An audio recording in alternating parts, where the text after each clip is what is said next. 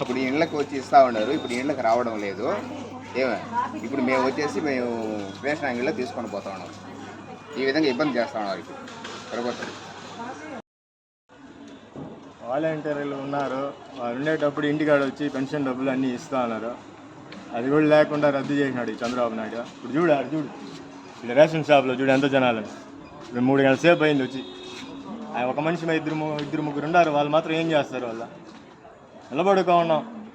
ఆ చంద్రబాబు నాయుడికి ఇంకైనా బుద్ధి వచ్చేలాగైనా చేయండి. ఆ ఓట్లు వేస్తారు, ఇంకైనా చొప్పు తీసి కొట్టండి. ఏమన్నా బుద్ధి ఉందా లేదా? ఎంతమంది చూడు ఇబ్బంది పడుతున్నారా? పెన్షన్ లేకుండా చేసినాడు. ఇంటికి వచ్చి తలుపు తట్టి ఇస్తున్నారు కదా వాలంటీర్లో. ఏం చేస్తాడో వీడు దుర్మార్గం. ఓట్లు వేస్తారులే, ఉండు నీకు మళ్ళీ ఇంకోసారి బరుగుండు నాయన ఓట్లే మళ్ళా.